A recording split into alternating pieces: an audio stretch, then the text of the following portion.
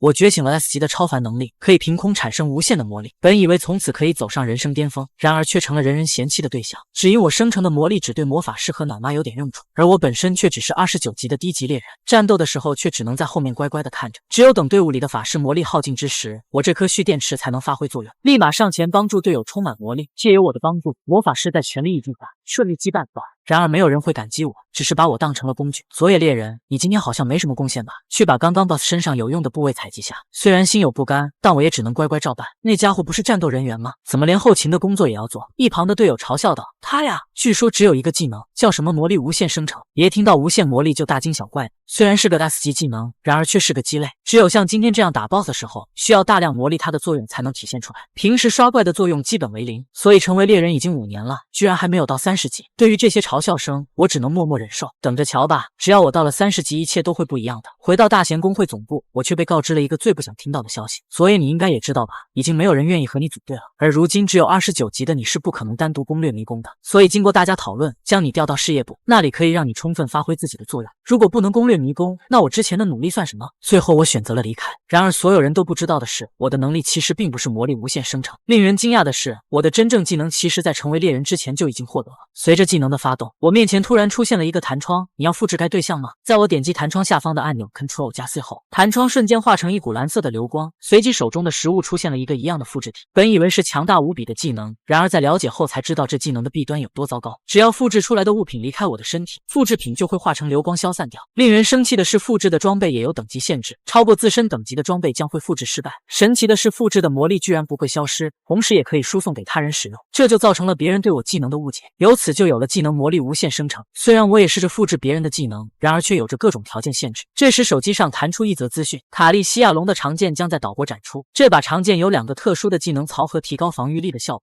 而它最特殊之处在于，拿到剑的瞬间能将使用者自身等级提高到200级，而装备条件却只要30级就行。然而这把被称为传说之剑的神器却只有10点耐久，这也是它能被展出的原因，而这却是我的绝好机会，管它耐久度是多少，我都能无限复制出来，而我只需要在1周时间内到达30级，并触碰到这把剑就行了。于是我加入一个临时组建的小队，一起参加了大王巨族迷宫的攻略，而我依旧躲在法师的身后，时不时的给黄毛来上一发。这黄毛也是不客气，每次魔力补充完毕就开始胡乱释放大招，根本不怕魔力耗尽。然而我如今也毫不在意，只关心我的经验还差多少才能升级。佐野前辈还在看状态信息啊？这家伙叫池永仓，是大贤公会的成员，算下来确实是我的后辈，只是我这个前辈混得有点惨。听说他很缺钱，所以平时有空的时候就会加入这种临时小队挣钱。很快我们就来到了 BOSS 房间。BOSS 大王巨族猪，等级80，好强大的威压，我们真的能打倒这家伙吗？此刻的我紧张不已。石永仓见状安慰道：“没事的，前辈你只要躲在后方就好了。讨伐大王巨族猪其实很简单的，要注意的就是它的蛛丝，被缠住就很难脱困。还有就是那些蜘蛛卵，一旦遭受到破坏，大王巨族猪就会出现狂暴化。”就在这时，一旁的黄毛不耐烦了：“石永仓，你跟一个观众解说这么多干嘛？赶紧开始吧！”说着很不悦地踢向脚边的石子，却不料石子居然正好打中了蛛丝。大王巨族猪瞬间感觉到动静，突然发出一道巨吼声，随即对着众人攻击而来。该死的魔法师，看你干的好事！幸好这一击被我们的肉盾防御住，顺势还砍断了 BOSS 一只脚。你们还愣着干嘛？上啊！随即众人举起武器，纷纷冲向 BOSS， 拿出了各自的看家本领，而我只能躲在背后默默为队友加油。然而变故还是发生了，就在大王巨族猪使用蛛丝技能攻击的时候，黄毛那个智障又开始作死了，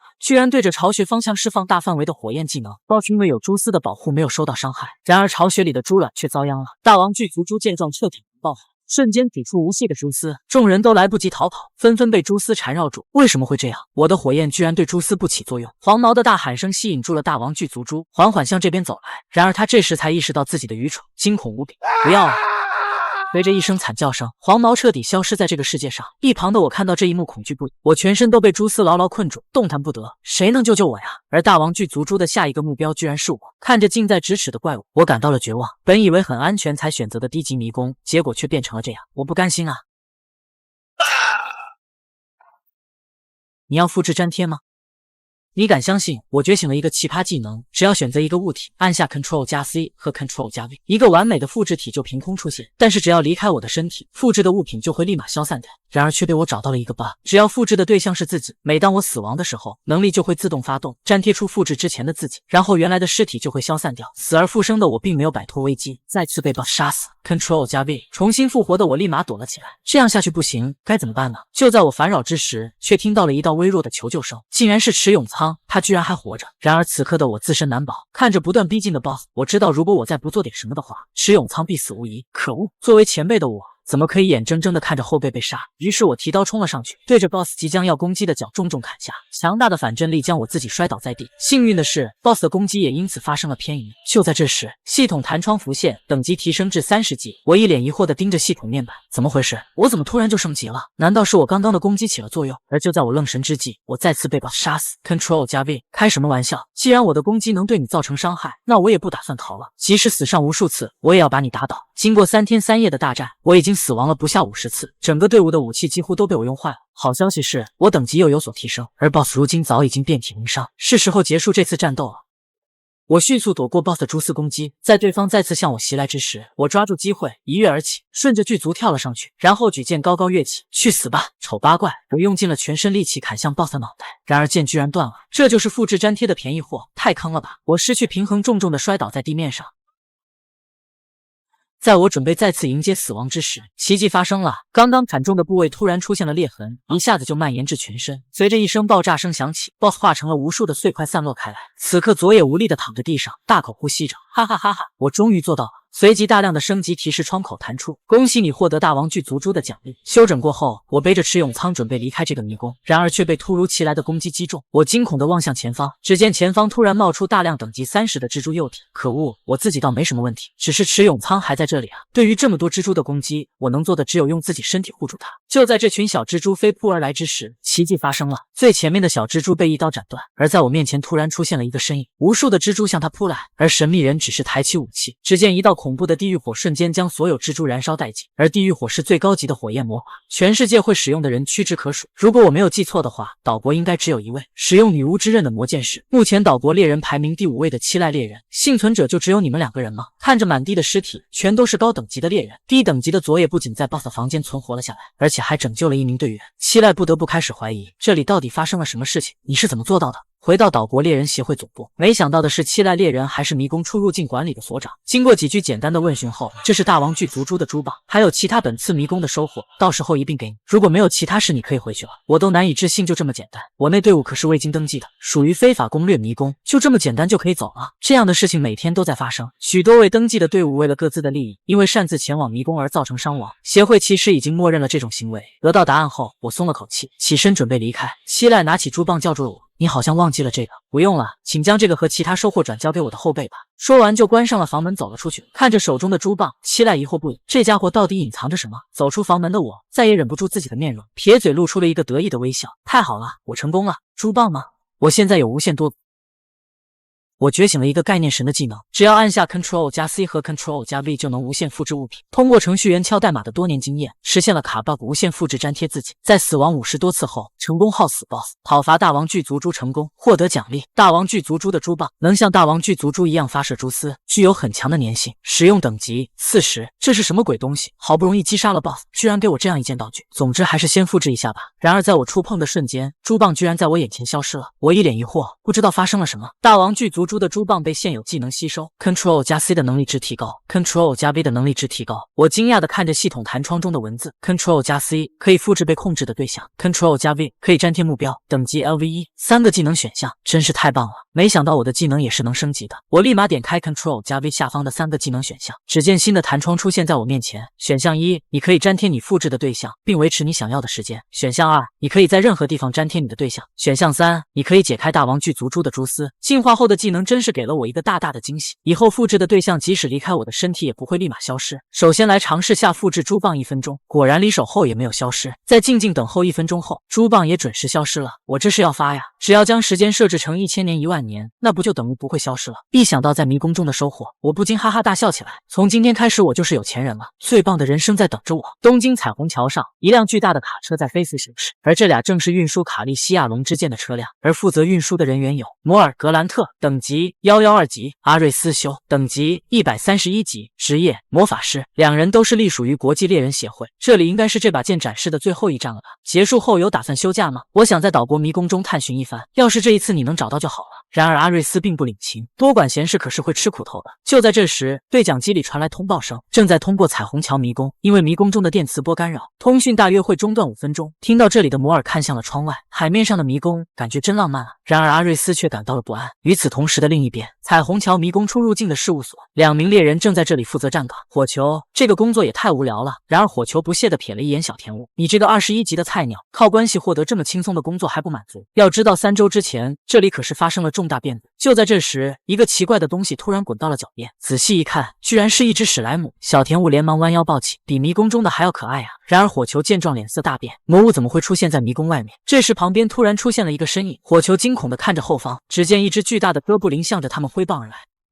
而此刻的我依然还在猎人协会研究着自己的信息面板。由于这次迷宫攻略获得大量经验，如今的我已经快要50级了，而达到50级后，我就能组队攻略终极迷宫了。正当我沾沾自喜准备利用能力去搞钱的时候，一群猎人匆忙从我身边跑过。从他们的对话中得知，是彩虹桥迷宫发生异变，目前处于爆红状态，而且装载利西亚龙之剑的卡车就在桥上。开什么玩笑，利西亚龙之剑居然在那里！猎人协会的屋顶上，数架飞机已经待命，协会中的猎人都来到了这里，准备前往支援。这时七濑猎人站了出来，此次任务优先拯救市民，其次才是保护利西亚龙之剑。就在七濑即将登上飞机之时，看到不远处在吵吵嚷嚷的，不知发生了什么。仔细一看，没错，就是我，厚脸皮的跟了上来。七濑猎人，请让我也同行，我也想拯救更多的人，我可以帮忙引导疏散市民。而七濑看到居然是我，也是很惊讶，想到之前我不知道靠什么存活了下来，还帮助了自己的后辈，于是同意带我一起。从其他猎人那得知，彩虹桥迷宫似乎有点古怪，3周前他们刚刚平息了那里的动乱，而如今又发生异变。现在这个世界上发生任何事情都不奇怪，即使是崩坏的迷宫还是会再次崩坏，而每一次我们都必须阻止它，防止15年前的悲剧重演。15年前，全球同时发生灾变，国家级的灾害迷宫全都发生爆轰。如果不适当的讨伐迷宫中的魔物的话，迷宫会因为饱和发生崩坏。那时许多魔物冲出迷宫来到城市中，大量市民遭受到攻击，城市瞬间变成地狱。而我就是那次灾难的幸存者，但是我却同时失去了双亲。就是在那个时候，一个异次元的超越存在出现在我面前，对我施加了复制粘贴技能的诅咒。他说诅咒是一种礼物，期限为20年，只是不知道这个期限是指技能的期限，还是我寿命的期限。而如今离这个期限还有5年。如果说那个存在的出现是因为那次全球性的大灾难，那也就是说5年后伴随着它的出现，灾难也同样会降临。如今变强的方法已经找到，如果我能成为最强的猎人，就能阻止下一次的全球灾变，同时解除自己身上的诅咒。同一时刻，彩虹桥上混乱无比，时不时的就有爆炸声传来。小田雾看着大量魔物袭击市民，却无能为力。敌人太多了，我们需要更多猎人。这时身后袭来一只哥布林，小田雾转身挥刀而去，刚解决掉这只，身后又来一只偷袭的，幸好被人救下。原来是之前的火球，谢谢你，今天你已经救了我2次了，之前要不是你将我扑倒，我都已经死了。然而对方似乎很看不起小田雾，觉得他是个走关系进来的。但是小田雾心里还是默默下定决心，前辈，不管怎样我会报答你的。小子，我们必须从这里走到桥头，尽快与救援队会合。此刻在彩虹桥的中央，一只巨兽正在攻击运输卡车，居然是一只190级的巨熊。阿瑞斯，这辆卡车真的没问题吗？摩尔，我能理解你的不安，放心，我的保护魔法是最高等级的，即使是400级的魔物也别想打破我的防御。然而异变突发，整个大桥发生震动摇摆，众人难以置信地看着这一幕，即使是最高等级的防御对这个也无能为力。而此刻猎人协会的支援飞机也刚好赶到，这怎么可能？居然是彩虹桥迷宫的终极 BOSS！ 只见一只巨大的龙形怪物突然出现在海面上。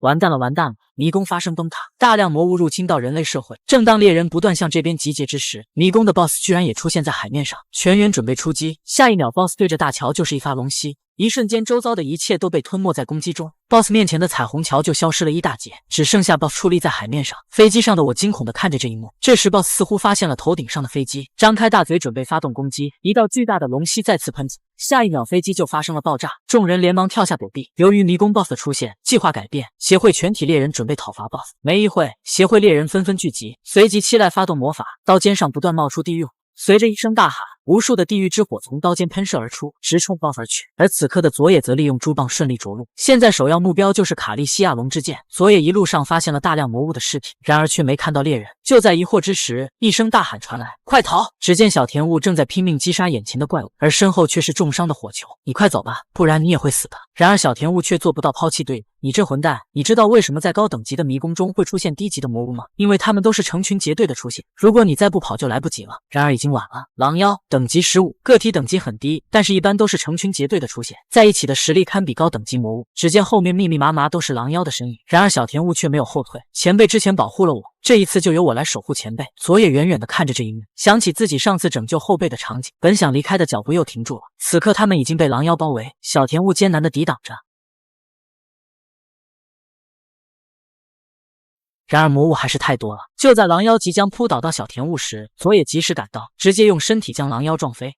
“你没事吧？”小田雾对佐野的出现感到惊讶，然而他的惊恐却没有消失。大量的狼妖已经靠近，谢谢你的帮助，我们快跑吧。那一群狼妖即使是高等级的猎人也打不过，然而佐野只是静静地站在原地，嘴角露出微笑。这样啊，刚刚好。小田雾听到这话疑惑不已，只见佐野换出系统面板。在一群狼妖扑向他的时候，依旧淡定自若，瞬间就淹没在狼妖群中。看到这一幕，小田雾惊恐不已。然而下一秒，无数的蛛丝将狼妖都纷纷束缚住，而狼群中浮现佐野的身影，看来效果还不错。随着蛛丝的不断收缩缠绕，一个巨大的奇观出现在两人面前，随之而来的就是升级的系统提示音。小田雾震惊地看着这一切，那到底是什么技能？居然一下子就解决了这么多魔物。然而现在佐野有点犯难了，如果丢下他们两人在这里，很有可能还会被魔物袭击。但是我还有重要的事要办，不能带着2个拖油瓶，该怎么办呢？只能这样了。佐野随即拿出一个装着红色液体的瓶子，火球接过瓶子后不明所以，这是终极药水，服用后可以让你的伤势恢复。火球听到这很是惊讶，为什么将这么贵重的东西给我？因为前辈的职责就是带着后辈一起回去。小田雾瞬间就被感动到了，非常感谢，我一定会报答您的恩情。而本打算立马离开的佐野，突然转头对着小田雾傻笑，那个如果你要报恩的话，能否告诉我国际猎人协会的运输车在哪个方向？我方向感有点差。这话一下子让小田雾呆住，没想到救命恩人居然是个路痴啊！而在彩虹桥的另一边，一群神秘人正在往中央飞奔。BOSS 的出现完全是个意外，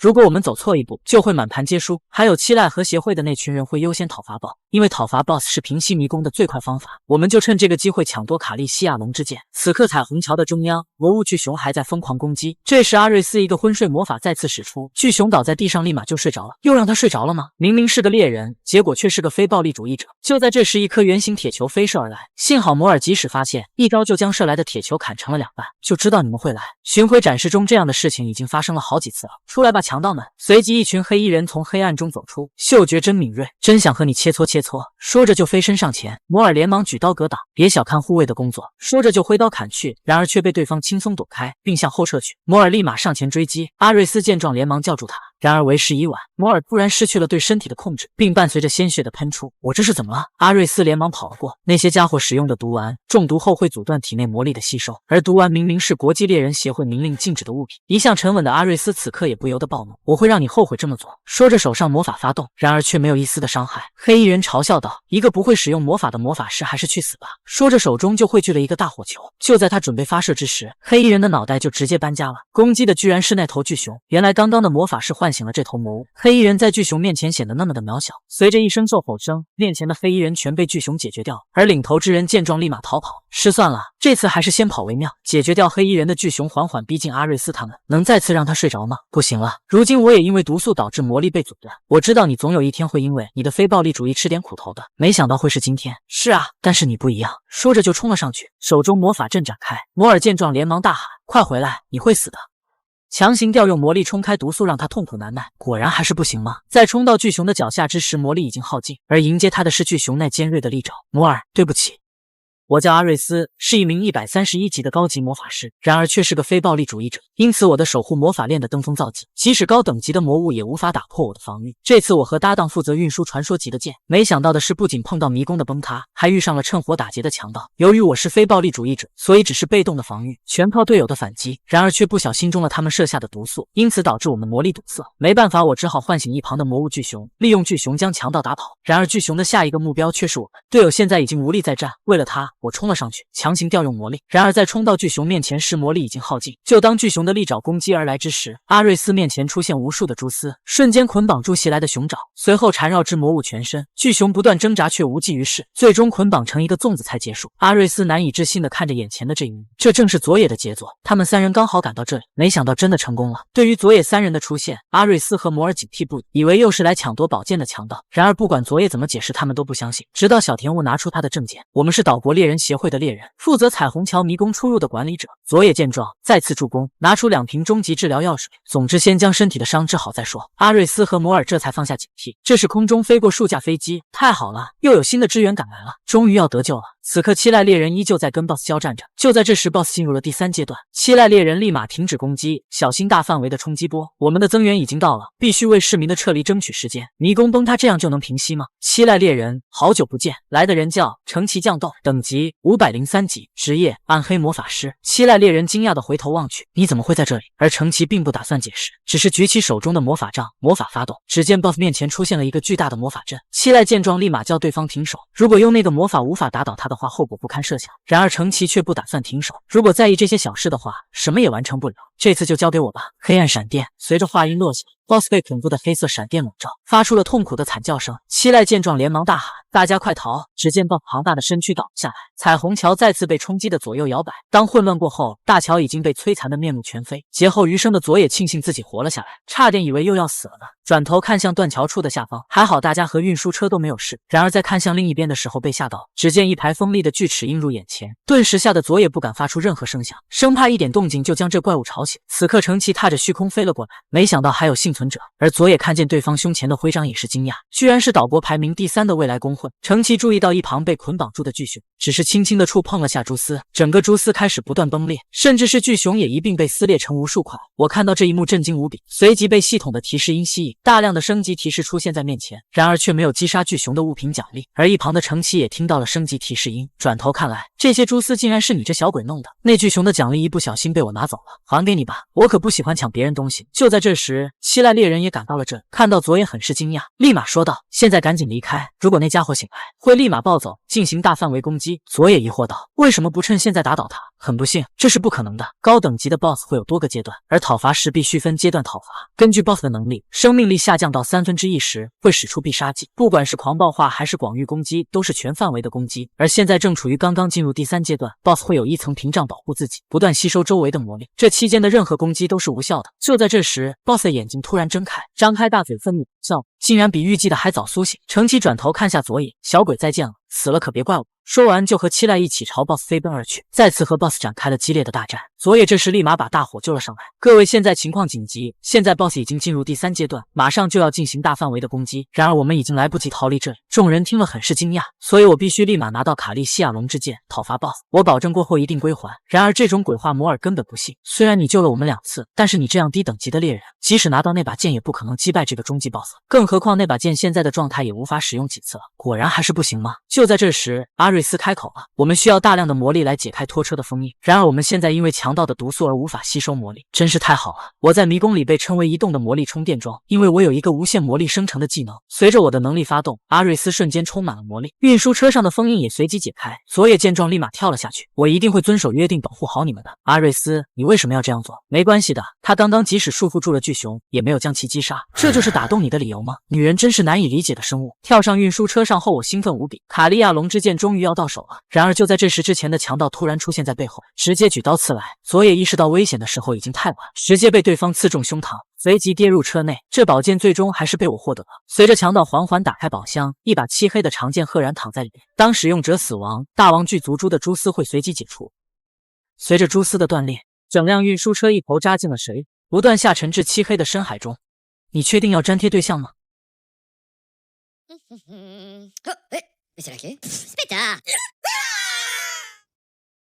来了来了，我又活着回来了。正当佐野要拿去宝剑的时候，这暗杀者从后面偷袭一剑杀死。然而他不知道的是，佐野可以无限复制粘贴自己。在暗杀者去拿取卡利西亚龙之剑的时候，佐野趁机复活站了起来，从背后将他一剑刺穿。我可是有恩报恩、有仇报仇的性格，这下终于拿到卡利西亚龙之剑了。佐野立马使用技能 Ctrl 加 C 复制，然而却弹出了系统警告，由于使用者的等级未到达目标的要求，所以无法复制对象。佐野难以置信地看着系统窗口，这怎么可能？按理说这把剑的等级要求是30级，如今50多级的我应该达到要求了呀。就在这时，意外又发生了，刚刚的暗杀者居然还没死，对着佐野就是狠狠一刀，鲜血飞溅，差点给血塔公会的暗杀者抹黑。如果没有治愈技能，我早死了。宝剑再次落入暗杀者手中，很遗憾，我是那种有恩必忘、有仇必将加倍奉还的性格，这次不会再有机会了。说着就对着佐野一剑刺去。可恶，好不容易走到了这一步，卡利西亚龙之剑和使用者融合在一起，复制卡利西亚龙之剑的能力值吸收，这是什么东西？然而系统提示音还未结束，复制卡利西亚龙之剑的等级并吸收，复制卡利西亚龙之剑的被动技能防御力正 35% 并吸收，复制卡利西亚龙之剑的独特技能1吸血并吸收，复制卡利西亚龙之剑的独特技能2狂暴化并吸收，完全吸收卡利西亚龙之剑的全部能力值。使用者生命降低至 25% 以下的时候，触发卡利西亚龙之剑使用者的保护模式，卡利西亚龙之剑的独特技能2狂暴化将被强制执行。此刻彩虹桥的 BOSS 即将释放必杀技，广域攻击开始了，情况糟糕透了。就在这时，一股巨大的能量冲海底冒出，直接将 BOSS 全身贯穿。成奇和七濑猎人都难以置信地看着这一幕。讨伐 BOSS 成功，迷宫通关。岛国猎人协会今天下午4点，由于彩虹桥迷宫的爆红，造成了重大伤亡和灾难。由于众猎人的帮助，迷宫很快就被平息了。大家不用露出这种表情，这次不是很顺利击杀了 BOSS 吗？但是我听说彩虹桥迷宫3个月前刚刚平息的，平息了也是有可能再次爆发的吗？给我闭嘴！你们到底是怎么管理才能在这么短时间内连续爆发的？坐在一旁的七濑猎人对这些争吵完全不感兴趣，然而麻烦自己找上来了。我想知道的是，一般终极爆恢复需要5个月以上吧？难道是七濑猎人之前撒谎了？3个月前根本没有攻略成功。本不想搭理的七濑见对方将矛头指向自己，顿时感到气愤，直接一掌拍碎了会议桌。就在冲突即将爆发之时，猎人协会会长立马上前打圆场，我的职员失礼了，我替他向你道歉，乱出风头可是会死的。见对方不依不饶，七濑开口道，俗话说耳听为虚，眼见为实，即使我说再多你也不会相信的。所以刚刚的冲击波正是3个月前我讨伐彩虹桥 BOSS 的奖励，不信你可以问问我旁边这位。还有这次爆红的原因我会负责调查的，另外我们也会追究这次支援迟到工会的责任。就在这时，摩尔和阿瑞斯走了进来，我们来自国际猎人协会，来此事有一件重要的事情要告诉各位，卡利西亚龙之剑被偷走了，请各位优先协助我们找回宝剑。等等，我听说在被袭击的时候，你们自己解开了运输车上的封印，那是因为接受了你们猎人的协助请求。当时在场的有大贤公会的小田务猎人和岛国猎人协会的佐野猎人。听到这的众人惊讶不已，复合会长连忙拿出手机查询，然而并没有找到佐野的任何信息。现场只有七濑知道佐野的真正身份。佐野真的偷走了宝剑吗？当然没有。此刻卡利西亚龙之剑已经被当时的暗杀者拿走，交给了幕后的老板黑崎。只要将剑拿在手上就能提升200级。常见是通过手柄上的符文来识别使用者，花了几亿来引起迷宫爆红还是值得的。就当暗杀者准备拿着钱离开之时，黑崎直接将其斩杀。知道秘密的人越少越好。卡利西亚龙之剑耐久度减2点，还剩下8点。黑崎看着手中的宝剑微笑道，要是在修好之前就坏掉了，那就不好玩了。暴露了！难道我的秘密就要被发现了吗？我做了一个很长的梦，梦中那个异次元的存在再次出现，将一股神秘的力量注入进我的体内。我送给你的礼物还满意吗？约定的期限快到了。佐野从噩梦中惊醒，脖子上的印记发出淡蓝色的光芒。可恶，这个沙漏倒计时又发作了。看到佐野醒来，小田务开心不已，真怕前辈你再也醒不来了。别看那家伙这样，他可是救了你的。当时调动了许多大贤公会的猎人来寻找你，最后在一次海岸边发现昏迷的你。对了，你应该还不知道吧？小田务其实是大贤公会会长小田成的儿子。不会吧？猎人协会会长办公室，真的吗？你们亲眼看见佐野猎人被杀死了？是的，我们亲眼所见。如今他却活了过来，你难道不惊讶吗？我成为猎人后见过比这还古怪的事情，请派几名高等级的猎人协助我们追踪宝剑，那就由七濑猎人协同你们一起行动。卡利西亚龙之剑并不是所有人都能使用的，上面刻印有能识别使用者等级的符文，我可以感知并追踪这些符文，而我感知到大概1小时之前它被使用过，在被盗取之前它的耐久度是10，如今耐久度已经下降，我们必须在它消失之前找回它。在15年前的大灾害中，阿瑞斯的母亲突然不知所踪，而如今唯一的线索锁就是卡利西亚龙之剑，这是阿瑞斯母亲的遗物，这是七濑目前能调查出来的信息。然而七濑笃定摩尔和阿瑞斯绝对还隐瞒着什么秘密，还有佐野猎人也是，似乎也在隐瞒着什么。这时小田城突然找上了七濑，打算回来没？大贤公会随时欢迎你回来。然而七濑却说道，大型公会应该成立个公司负责管理，而不是一味着去地下城赚钱。今天的彩虹桥爆红事件，一旦让我发现是管理上的疏忽，我会追究他们的责任。这就是你不回来的理由吗？协会还有很多事情需要我处理。父亲，算了算了，女儿长大了，有自己想做的事。此刻在中央医院，佐野独自一人坐在天台上查看着自己的信息面板。佐野遥斗，等级76+200级，技能熟练度2级，职业熟练度9级。虽然我无法复制卡利西亚龙之剑的本体，但是它的能力好像全部被我吸收了，尤其是狂暴化，简直太强了。狂暴化，使用者的所有能力值和等级翻倍，持续时间1分钟，冷却时间1天。发动条件：使用者的血量低于25%以下的时候强制发动。当时还直接砍死了一头400多级的 BOSS， 讨伐 BOSS 成功，获得攻略迷宫的奖励，获得 BOSS 的技能冲击波 Ctrl+C 技能进化，技能冲击波被吸收转变为固有震动和固有波动2个技能。大王巨足蛛的蛛丝等级提升至 LV2， 当你使用大王巨足蛛的时候，可以同时使用固有波动和吸血2个技能。如今我的复制粘贴技能进化成可以吸收和融合，简直太棒了！电梯里佐野独自一人在那里傻笑，这位叔叔是不是发病了？还有固有震动，刚刚试了一下，简直太厉害！一想到这，不由得露出诡异的笑容，吓得电梯里的其他人瑟瑟发抖。叔叔他发病的样子好吓人啊！就在佐野离开电梯之时，一道熟悉的声音吸引住了他。你没事真是太好了，不是说危险的时候马上逃跑吗？我在一旁悄悄地靠近，疑惑地想着，七濑猎人这是来医院看望谁呢？姐姐，对不起，让你担心了。什么？七濑猎人居然和小田屋是姐弟关系？佐野震惊得无以复加。在两姐弟聊了几句后，七濑猎人开始询问佐野的位置。远处的佐野听到立马躲了起来。难道我盗用猎人协会的名义去偷剑被发现了？趁没人发现我赶紧溜，然而却被摩尔逮了正着。小偷，你往哪里跑？看来是跑不掉了。摩尔用力抓住佐野的衣领，重重地推倒在墙壁上。你居然敢骗我是猎人协会的人！不管佐野如何解释，摩尔也不再相信。我们明明看到你被杀了，结果现在却活蹦乱跳的，还说不是和那群强盗是一伙的。说着就拔出长刀准备发动剑技。阿瑞斯见状连忙上前阻止，然而摩尔此刻已经失去了理智，提刀对着佐野刺去。就在即将刺中佐野之时 ，Ctrl+C 固有震动技能发动，手指间顿时发出丝丝光芒，与刀尖触碰的一瞬间，整把长刀就像玻璃般碎裂开来。摩尔难以置信地看着自己手中的长刀瞬间破碎，而此刻姐弟二人被这边的动静吸引，刚好看到了刚刚的那一幕。刚刚那个是彩虹桥 BOSS 的技能冲击波，难道 BOSS 是他击杀的？你敢相信，只要我按下 Ctrl+Z 就能将一切物体还原？破破烂烂的熊娃娃没关系 ，Ctrl+Z 一下，一个崭新的布娃娃就回来了。15年前，全球同时发生灾变，大量魔物冲出迷宫来到城市中，许多市民遭受到攻击，城市瞬间变成地狱。我在废墟中遇到了一个异次元的存在，他赋予了我一项特殊的能力。开始我以为是我作为猎人觉醒的，只是获得了一个比较特殊的技能 Ctrl+Z。你要还原对象吗？跟电脑操作一样，可以将任何物体恢复原样，例如复原身上的伤口。我利用这个能力将很多废品还原，也因此挣了一些钱。当然，偶尔我也会充当下治疗师，帮人修复伤口。然而我却不满足这挣钱的速度，我需要钱，需要大量的金钱，因为我的父母在那场大灾难中陷入昏迷。我试图用技能将他们状态恢复灾变前的样子，然而使用技能需要大量魔力，我在没有魔力的情况下只能复原轻伤，只有猎人才能自主吸收魔力。为了得到魔力，我加入了猎人小队，负责他们的后勤工作，有时也充当他们的治疗师。作为一个没有觉醒的普通人，就像手无寸铁的来到狮子面前一样，总是与危险相伴，而我只是为了得到一份魔力。就算这样，还是常常会遭到来自同伴的嘲笑。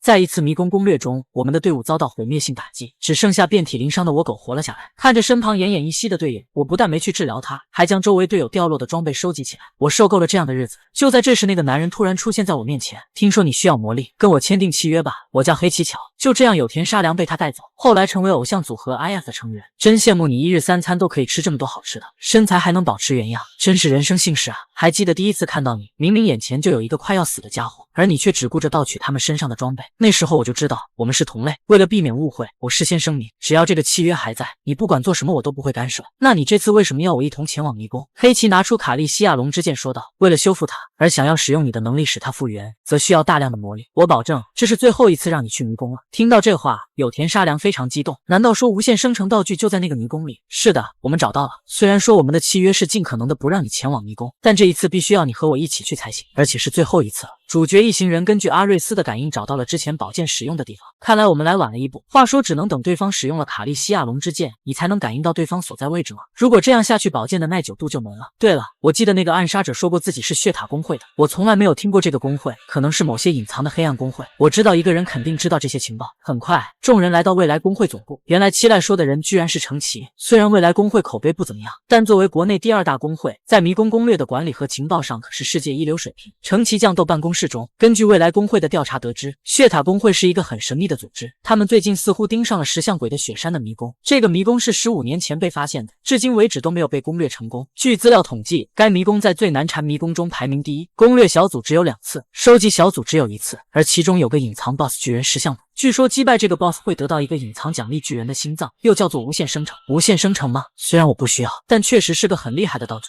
还有这和卡利西亚龙之剑又有什么关系呢？难道是想用宝剑讨伐迷宫 BOSS？ 而为了攻略这个迷宫，他们在暗网上秘密招募石像鬼的雪山攻略小组，招募人员30人，等级90级以上，招募者血塔工会。他们的行径极其恶劣，频繁暗中对迷宫探险小队进行暗杀和掠夺道具。这是一个充满黑暗的工会。这时七濑上前问道：既然你们已经得到了巨人心脏的项目，所以你是打算组队去攻略石像鬼的雪山吗？我们必须马上前往。程奇，你有马上能动员到的攻略组吗？可恶，我怎么就被那女人带跑了呢？就这样，程奇十分不情愿，带着他的攻略组来到了雪山上。当然，其中还有佐野他们。石像鬼的雪山，摇滚的巨人，等级40级，攻击力低，但个体数量多，只要不破坏核心就能无限再生。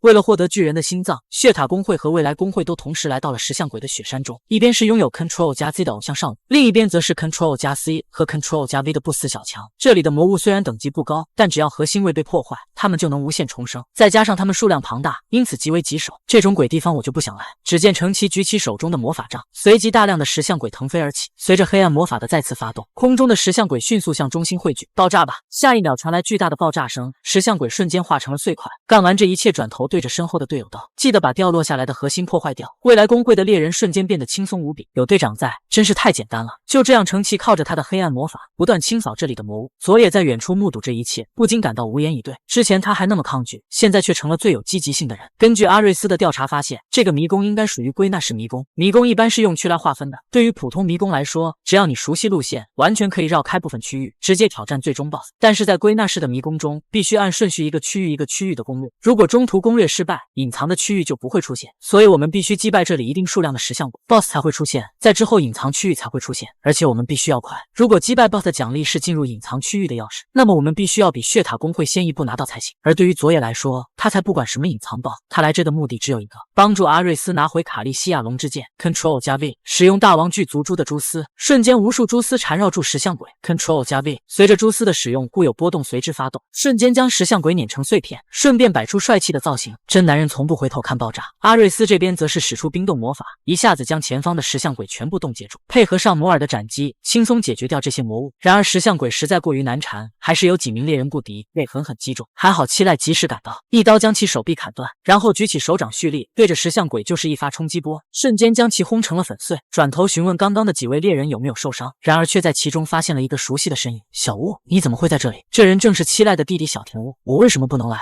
我是作为佐野前辈的正式成员前来支援的。你在胡说些什么？原来在得知佐野要求攻略迷宫时，小田屋为了能够一同前往，就躺在地上撒娇打滚。我不管，我也要去。佐野前辈，你一个人的话，万一又迷路了该怎么办？我可以帮你带路。佐野对此也很是无奈，最终只好答应了。但是有一个条件，你只能作为我小队的成员一同前往。听到这的七濑头都大了，两个低级猎人组成的菜鸟小队，这是闹奶呀！然而小田屋却很维护佐野，别小看佐野前辈，我可是亲眼看到佐野前辈将彩虹桥迷宫的 BOSS 砍成了2半。回想起这几天的种种迹象表明，确实有这种可能，但是他到底如何做到的呢？而在迷宫的另一边，血塔工会这边也在快速清扫石像鬼，黑崎和有田沙良却正在附近的洞口悠闲的休息。这种清扫杂鱼的工作我们根本不需要参与，只要使用隐身技能隐藏在攻略小组中就好了。虽然隐身技能很方便，但是要小心一些高级猎人，他们的感知往往很敏锐。说着看向有田沙良，魔力吸收的怎样了？这可是高级的魔力传送机，价格十分昂贵，必须打倒100只低级魔物才能将其装满。在之前的彩虹桥迷宫中，我可是用了10个才将其转变成爆红状态的。要恢复卡利西亚龙之剑大概需要其2倍的量。你是想恢复这把剑，用它打败这里的隐藏 BOSS？ 据我了解，在这个隐藏迷宫中有一个很强大的结界，而唯一能打破这个结界的方法就是卡利西亚龙之剑。我很好奇，这种情报你是哪里得知的？然而黑崎并不打算回答这个问题，你只要把我想要的东西复原就好，不要太在意细节。你的眼神好吓人了，只要这个契约还在，黑崎做什么我都无所谓，只要能获得无限生成的道具，获得足以复原父母所需要的魔力，不管做什么我都愿意。就在佐野他们打倒200至左右的石像鬼时，异变发生了。只见地面开始裂开，无数的石像鬼碎石朝着前方飞去。黑暗中，一只恐怖的怪物正盯着我们。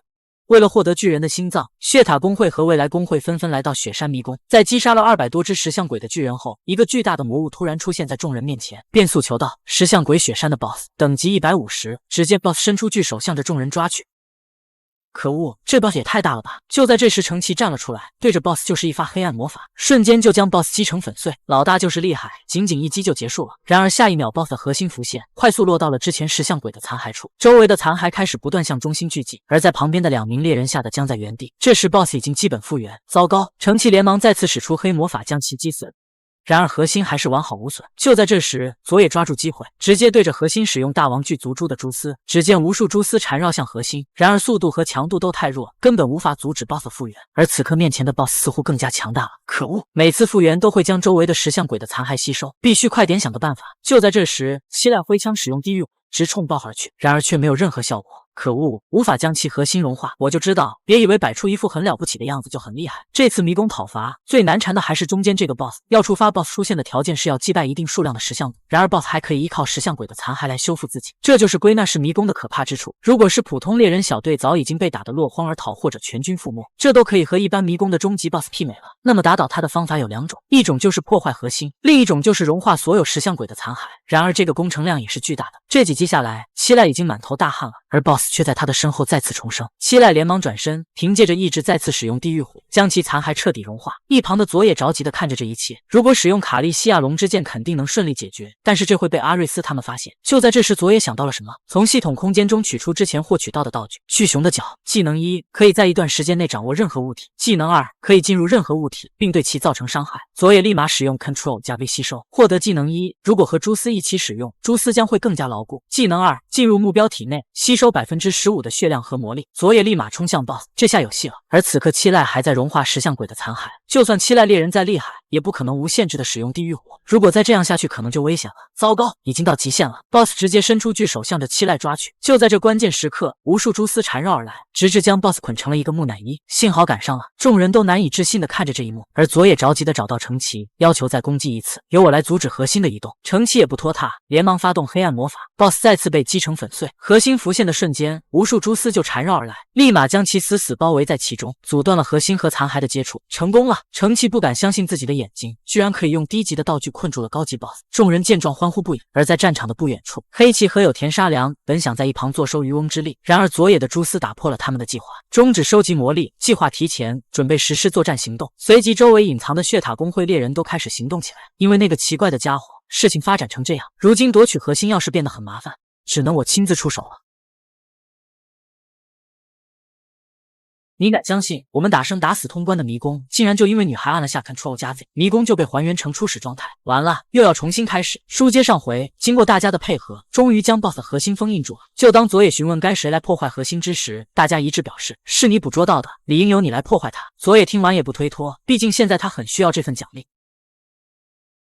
成功讨伐移动的石像鬼，瞬间无数道升级提示音响起。你破坏了移动石像鬼的核心，你获得了奖励：关闭心脏的钥匙，你可以打开封印巨人心脏的暗门；通往隐藏区域的钥匙瞬间到手。佐野摇动，等级85加200级，技能熟练度5级，职业熟练度10级，太爽了！如果加上宝剑的效果，如今我都有285级，就差一点就到高级猎人300级的范围。程奇在后面看得莫名其妙，不就是85级小菜鸟吗？有啥好高兴？刚刚是谁辅助菜鸟抓住 BOSS 了？开什么玩笑！我一个高级猎人给一个菜鸟当辅助，你绝对是看错了。就在这时，地面上突然冒出巨大的黑色柱子，发生了什么事？只见周围出现了大量相同的黑色柱子，仔细观察会发现柱子上写满了神秘的符号。所有人快离开这里！然而为时已晚。由石柱围成的区域发生了巨大的爆炸，周围的所有猎人都被卷入其中。爆炸过后，未来公会的猎人死伤惨重。这时从烟尘中走来一个身影，这世界果然是没有金钱做不到的事情，只要舍弃所谓的良心，胜利将变得如此简单。找到你了！解除大王巨足蛛的蛛丝，佐野立马从中飞出，看着眼前的面具人拿着卡利西亚龙之剑，立马举剑冲去，将剑交出来。然而却是以卵击石。你很聪明，不仅利用蛛丝打败了 BOSS， 还成功抵御住了爆炸的冲击。我的计划全被你打乱了。说着就用宝剑对着佐野砍去。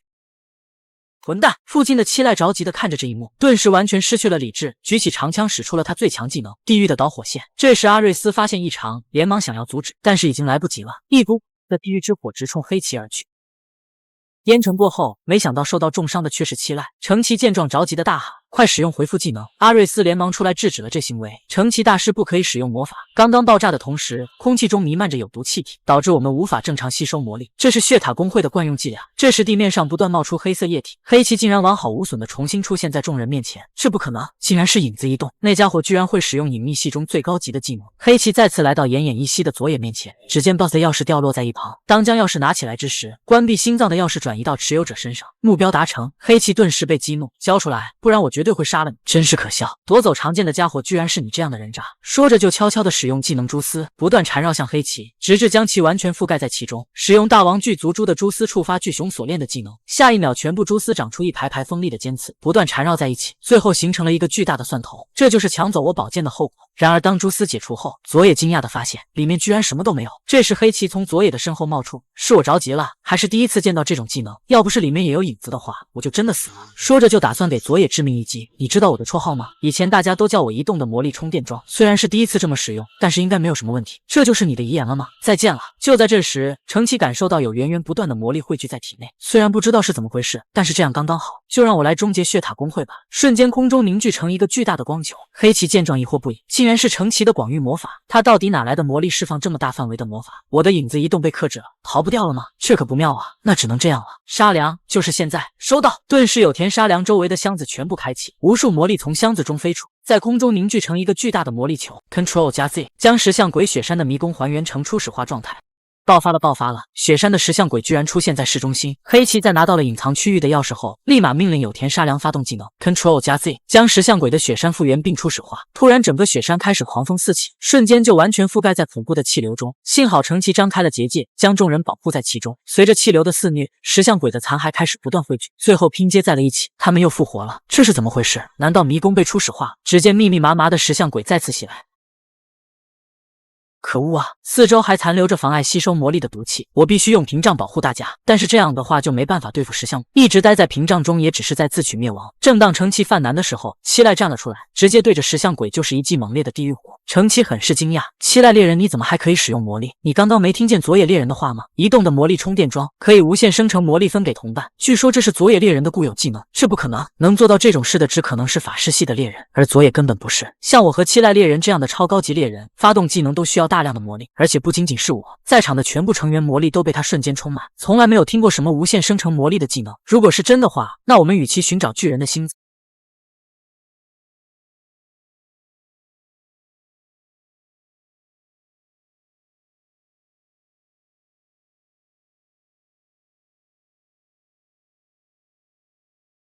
快捷键又来了，女孩只是按下了 Ctrl 加 Z， 就把即将报废的传说之剑直接复原了。这个是最高级别的前行技能水晶，你将它学会了，我要派你执行一个重要任务。你要做的就是用这个前行技能追踪敌人，有什么重要发现，到时候马上向我汇报。而此刻血塔工会的众人已经找到了隐藏迷宫，小田雾利用前行技能在后方尾随着，这就是隐藏区域了吗？只见血塔工会的人员来到迷宫洞口，然而却被一股无形的墙壁所阻挡。老板，这里好像过不去，我们被挡住了。明星球场工会不愧是世界级的大工会，提供的情报完全正确。这里就是15年前最强的魔法师猎人西园之花的杰作，在隐藏迷宫中封印着巨人的心脏。所有人准备打破封印，不要放松警惕。血塔工会众人立马四散开来，准备部署。有田开始准备恢复宝剑。就在这时，黑崎似乎发现了有人跟踪他们，真是个无知的人，竟敢前行追击血塔工会。小田雾听到这话惊恐不已，难道被发现了？我还不想死啊！只见下一秒，黑崎直接举剑劈下，而在雪上的另一边，一只可爱的小石头正在狩猎。雪山的狂暴兔栖息在隐藏迷宫附近，等级30级，经常因为饥饿而狂暴，将其击败后会掉落魔法石，只是一击就将其杀死。随即就掉落了一颗红色的魔法石，小石头立马上前将其捡起，然后撒腿就跑，很快就来到了它的主人面前。没想到的是，它的主人居然是我们的主角佐野遥斗，干得不错，将它吃了吧。听到佐野的话，小石头立马将魔法石丢进嘴里，开始咀嚼起来。原来这个小石头居然是之前BOSS核心生成的，移动石像鬼的核心，给它注入魔力就会生成一个石像鬼。技能1能随心生成自己想要的模样，等级技能2能变成铠甲保护主人，等级1技能3能跟生成的石像鬼共享感官，包含视觉、听觉。等级级越高，共享距离越远。佐野一脸得意地看着手中的核心，这简直太棒了！一个核心就是一个石像鬼，如果将其复制很多的话，那岂不是我一个人就能组成一个军队？也就是说，我以后可以单独攻略迷宫了。雪山的石像鬼，当升级到10级后，可以自由变化形状，并且可以与之共享感官。就在这时，小石头突然发觉到有人靠近，飞速冲向来人，没想到来的人居然是小田屋。小田屋看见佐野，激动地抱了过来，我还以为再也见不到你了。佐野得知血塔公会已经找到隐藏迷宫后，立马出发。当时吓死我了，我还以为被他们发现，没想到发现的是另外一个前行者，大概率是未来公会的成员。顺便说下，有个女孩跟他们在一起，她好像负责收集大量魔力，然后开始用他们做某种仪式。迷宫初始化就是她干的，我想过上去阻止她，但是当时我害怕极了。对不起，你已经做得很好了。对了，那个女孩看上去很眼熟，感觉以前在哪里见过她。话说刚刚我就一直想问，那东西一直跟着我们没问题吗？忘了跟你介绍下，她是我的小跟班，这也太可爱了。没想到佐野前辈还是使魔操控者。很快他们就来到目的地，隐藏迷宫就在桥对面。佐野知道凭借他们2个很难对付黑塔公会的人。小田屋，你去将七濑和成崎他们带过来，我在这里负责监视他们。小田屋顿时感到失落，这么快就又要跟佐野前辈分开了。为了确保安全，佐野将移动石像鬼的核心送给了小田屋。从现在开始，他就是你的小弟了。别看他这样子，战斗起来可是很强的。小田屋顿时被感动得稀里哗啦，这么贵重的东西真的可以给我吗？其实也没多贵重，我这里有无限多个。就这样，小田屋拿着核心带着小石头出发了。看着对方离去，佐野立马拿出新粘贴的核心，准备生成一个全新的石像鬼，尝试着按照自己的想法塑造外貌。很快，一只鸟形石像鬼就完成了。通过与石像鬼的感官共享，佐野清晰地看到了黑崎他们。只见有田沙良拿着卡利西亚龙之剑，周围的收集箱不断喷出大量的魔力 ，Ctrl 加 Z 恢复卡利西亚龙之剑的耐久度。而此刻卡利西亚龙之剑的耐久度为6%，只见数字不断发生变化，直至变成了100%，已经成功恢复卡利西亚龙之剑的耐久度。技能的使用瞬间将有田沙良的体力耗尽，已经可以了。黑崎见状，兴奋地拿起地上的宝剑，终于可以尽情地使用了。佐野难以置信自己所看到的，这到底是怎么做到的？宝剑的耐久度居然也能恢复，难道他跟我一样是被诅咒的能力者？都疯了，都疯了！新的快捷键居然出来了。男人只是按下了 Ctrl 加 A 就将全部敌人选中，然后再按下 Ctrl 加 X 就将眼前的一切都剪切了。有田沙良利用自己的技能 Ctrl 加 Z 将宝剑的耐久度修复完成，而这一切都被佐野看在眼里。难道他也是跟我一样是被诅咒的能力者？从目前信息来看，他的能力是 Ctrl 加 Z 能将一切事物复原。这技能我能复制过来吗？实际上我是可以复制技能的，但是一般都会有很多限制，导致即使复制了也很难使用出来。佐野看着有田沙良，暗暗下定决心，我得先跟他联盟才行。此刻黑崎拿着宝剑准备将封印破坏，只见他用剑尖缓缓刺入结界，顿时封印的锁链不断发出碰撞声。下一秒，黑崎的脚下出现了一个巨大的魔法阵。如果没有明星球场工会提供的信息，即使有这把钥匙也无法突破屏障。说着就将宝剑插入魔法阵中心位置，唯一能破解这个封印的就是这把宝剑。这里的封印是15年前西原猎人的杰作，而卡利西亚龙之剑最初的主人正是她的丈夫。西原猎人设置了一道只有她丈夫的长剑才能打破的屏障。她的丈夫叫弗雷德里克修，世界最伟大的剑术大师。只见黑崎将宝剑旋转90度，顿时魔法阵开始发生变化，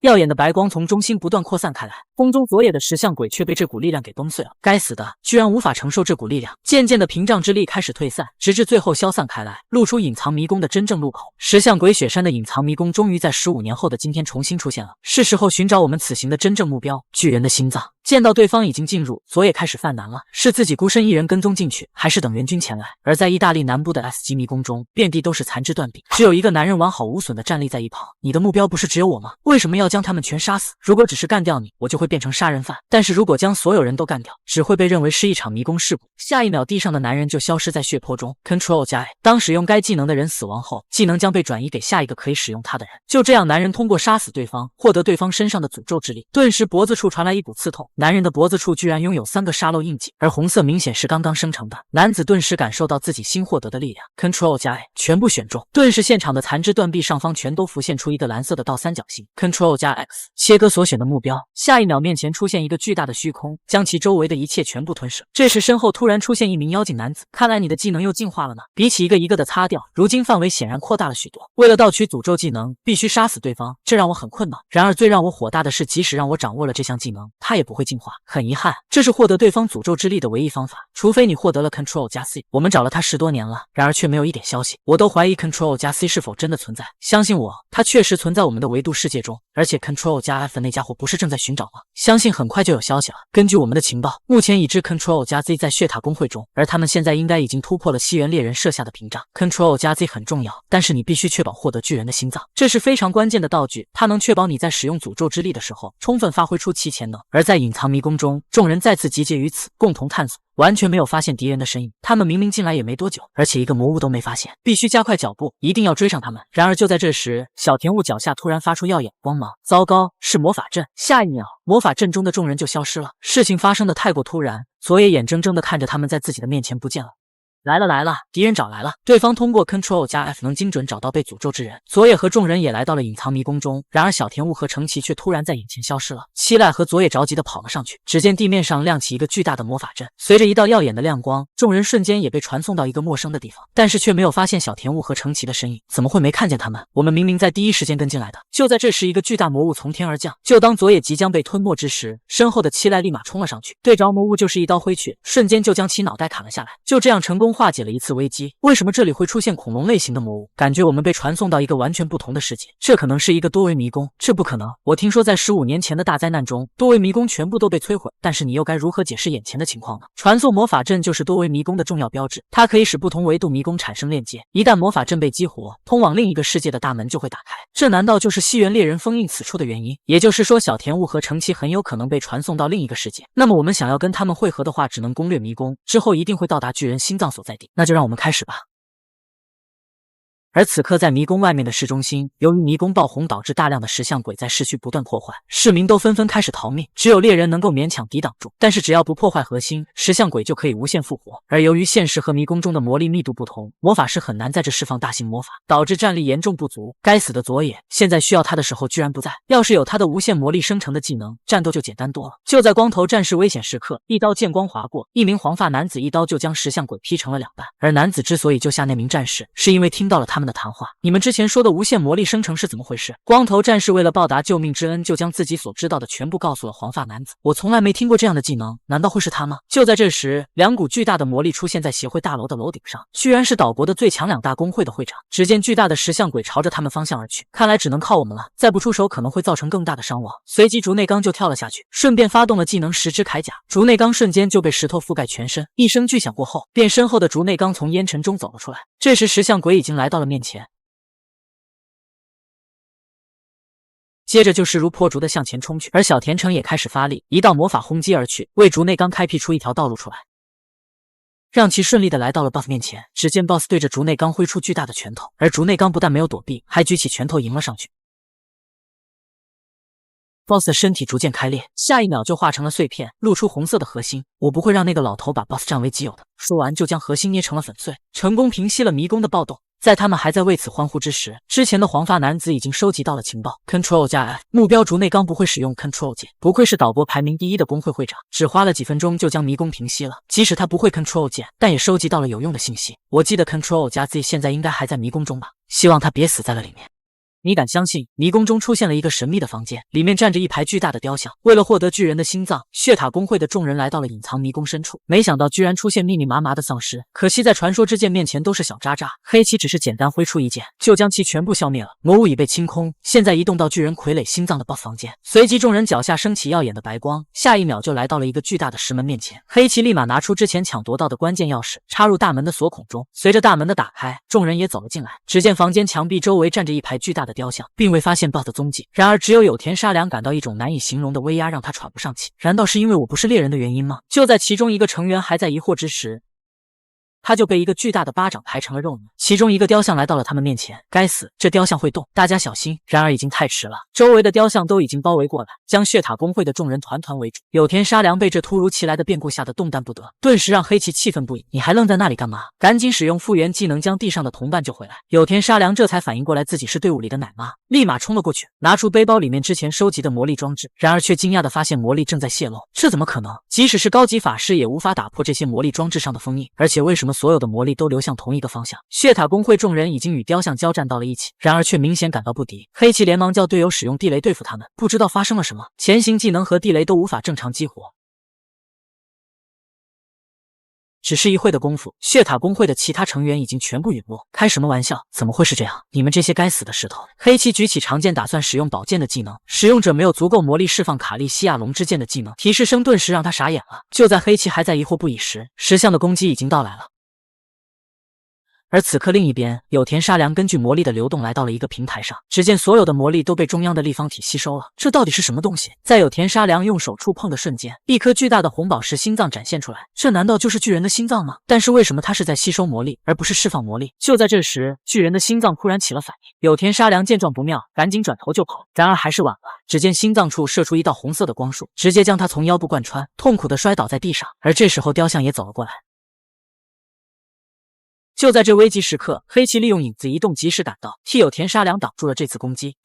随即立马拿出一瓶高级治疗药水，将其洒在他的伤口处，然后抱起他，打算先离开这里再说。然而这时候却响起了提示声，巨人的心脏已经被激活，现在开始准备 BOSS 战。随即大门开始缓缓关闭，吓得黑崎立马发动影子移动。使用者没有足够魔力来发动影子移动技能，这是在开什么玩笑？我的魔力怎么会不见了？这如果没有逃出去就死定了。然而照这个速度，他们两个人都会被留在这，该死的，没办法了。只见黑崎用力抓起有田沙良，对着出口处用力手去。为什么选择救我？只要你活着就能将一切复原，不是吗？你个白痴，我不是猎人，你让我去哪里找这庞大的魔力？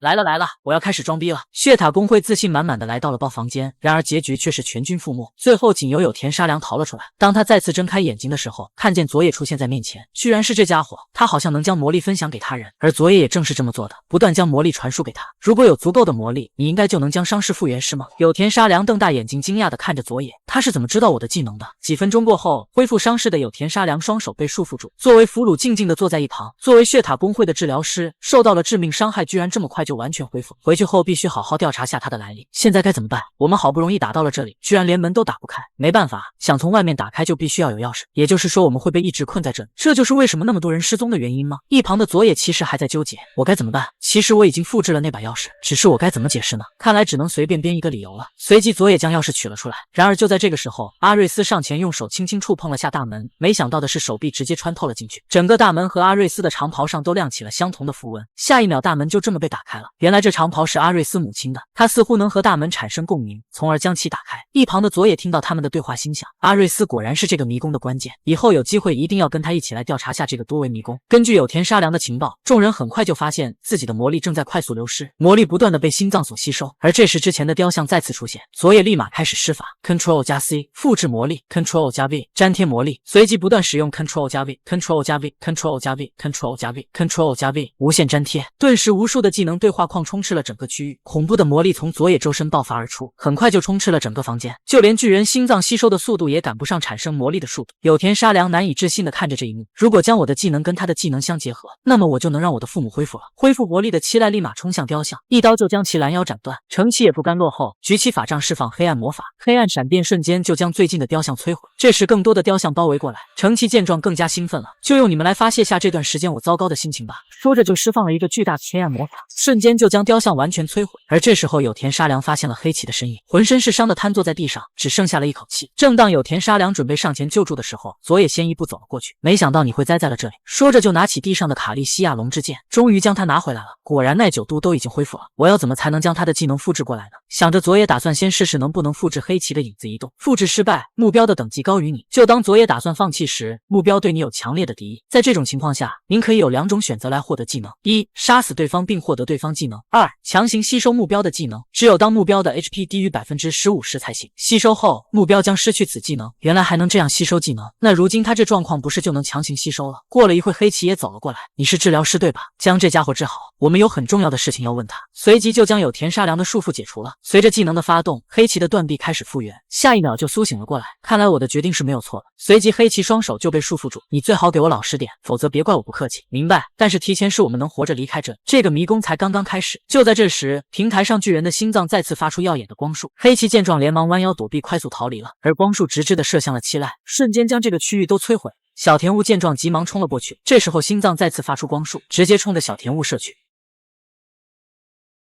主角一行人经过多次传送，终于来到了豹房间。由于佐野的无限魔力的辅助下，众人轻松打倒了里面的巨大雕像。然而在他们放松警惕之时，巨人的心脏发出了耀眼的光芒，一道光束径直的射向了七濑，瞬间将整个区域都摧毁了。小田雾见状着急的跑了过去，然而却成了心脏的下一个攻击目标。就在攻击即将射中之时，小石头飞速冲了过去，下一秒一声爆炸声传来，烟尘过后，从中浮现一个身影。小田雾全身上下居然覆盖着石甲，而这正是小石头所化。七濑也狼狈地站在后面，佐野难以置信地看着他们，你们两个合体了，在这么短时间居然能够成功升级，不管我看多少遍，他看起来真的很像竹内大师的石甲技能。原来在半小时之前，成崎和小田雾两人被传送到一个多维迷宫，靠着成崎强大的黑魔法，瞬间就将眼前的魔物解决了，而且还爆出了大量的红宝石。小石头见状十分嘴馋，在得到成崎的允许后，小石头坐在地上大口的咀嚼起来。就这样，小石头升级了。雪山的石像鬼等级2，可以成长到等级10，目前可以自由变化形态 LV2，可以跟主人共享感官 LV2。小石头你太棒了，居然升级了。时间回到现在，巨人的心脏攻击越来越凶猛，直至将成崎的防护罩都击破。这些光束是由高密度的魔力所形成，普通的防御魔法是无法抵挡住的。就在这时，愤怒的七濑站了出来，面对即将射中自己的光束也毫无畏惧，直接挥刀将光束劈开。由于光束的密度非常高，所以即使用刀剑也能将其劈开，但是这样我们还是没法靠近。由于我可以无限生成魔力，导致巨人心脏就会不断吸收并发射光束，但如果我停止产生魔力，我们的魔力又会很快被吸干，这成了必死之局，只能这样了。试试我新获得的技能影子移动，利用其可以在蛛丝的阴影处移动的特点，只要将两个技能相结合 Ctrl 加 V 发动大王巨足蛛的蛛丝，佐野用蛛丝将自己包围，瞬间消失在了原地，仅残留下部分蛛丝。一旁的摩尔顿时有点发懵，他人去哪了？而在巨人心脏的后方出现了一道人形影子，佐野从影子中冒了出来，立马将手放在了巨人心脏上，打算利用固有震动将其打碎，然而却小看了他的智慧，心脏利用魔力凝聚制造了一场爆炸，瞬间将佐野轰击的口吐鲜血。你以为你是谁？是我送给你的魔力，你知道吗 ？Ctrl 加 V 使用大王巨足蛛的蛛丝，随即大量的蛛丝形成，不断的向着巨人心脏包裹而去，直至包裹成一个巨大的圆柱。就在众人以为成功之时，光束再次从中射出，还没有结束 ，Ctrl 加 V 大王巨足蛛的蛛丝超级加倍，数道光束跟佐野擦肩而过。这一次我一定要触碰到它。就在触碰的瞬间，再次将其包裹住 ，Ctrl 加 V 使用技能固有震动，利用共振摧毁目标。随着巨人心脏的破碎，一道巨大的光芒亮起，你已经摧毁了巨人的心脏，迷宫攻略成功。下一秒，无数的升级提示框浮现在眼前，佐野看着眼前的提示框开心不已，恭喜你获得了此次攻略奖励，巨人的心脏，等级1，可升级。技能1，可以无限的产生魔力。技能2，能够吸收或储存一定限度的魔力，这是一个可以不断升级的技能。看到这介绍，佐野顿时感觉这个好像对自己没什么用处。Ctrl 加 C 升级了，可以自动复制可复制的对象，能自动复制，这简直太棒了。佐野前辈，你简直太厉害了。别靠近我，我不喜欢男的。这时成崎走了过来，严肃道：“恭喜你获得了巨人的心脏。等我们回去后，我想找你谈谈。如果你想要巨人的心脏，我可以高价卖给你。”听到这话，成崎兴奋不已。在一番休整过后，佐野拿着卡利西亚龙之剑，将其归还给了阿瑞斯。这时摩尔突然上前询问道：“你刚刚是不是用了血塔工会的前行技能了？”确实，你刚刚突然移动了很远距离。佐野被问得满头大汗，只好瞎编了一个借口，是利用蛛丝快速牵引过去的。摩尔本还想再说什么的，却被七濑打断了。询问他人的技能是很不礼貌的。走吧，我们还得抓紧时间回去调查这两个人。走在前方的黑崎对着有田沙良小声说道：“是时候轮到你报答我曾经对你的救命之恩。现在去重启迷宫，你确定这是最后一次了？是因为那位魔力小子的原因吗？但是如果你忘记了契约，我会很头痛的。契约，亚当的誓言，一种永久的约束，使你永远不能背叛你的伴侣。只要你有这个，你就永远无法离开我。记住，你的父母都在我手里，当时我可是用自己性命在救你。现在轮到你报答我了。这个地方的魔力应该足够，现在就开始吧。”下一秒，有田沙良周身魔力开始汇聚，随即就发动了技能 Ctrl 加 Z。佐野看到这一幕，连忙转身叫大家赶紧离开，迷宫马上又要被初始化。说完就使用影子移动，瞬间就来到了有田沙良的身边，想要尝试是否能够阻止。你为什么要这么做？对不起。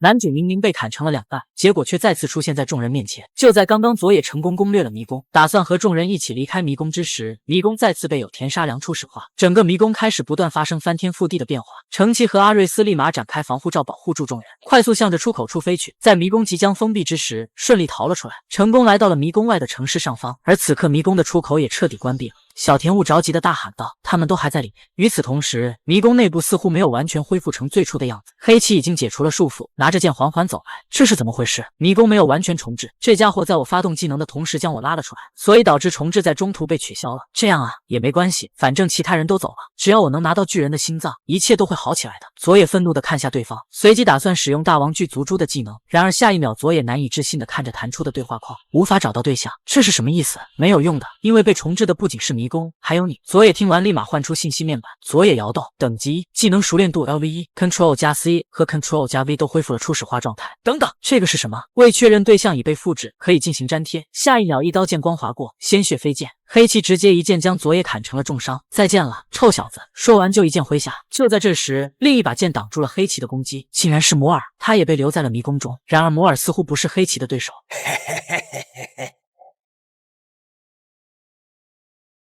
经过几个回合的拼杀后，摩尔很快就被击败，被狠狠地踢飞出去。就在黑崎打算给摩尔致命一击时，佐野用自己的身体替他承受了这一击，重重的摔倒在地上。摩尔不敢相信的看着佐野，这是为什么？他是我的猎物，我不需要你的帮助，所以快点离开这里。然而话还没说完，就被黑崎从后面劈成了2半。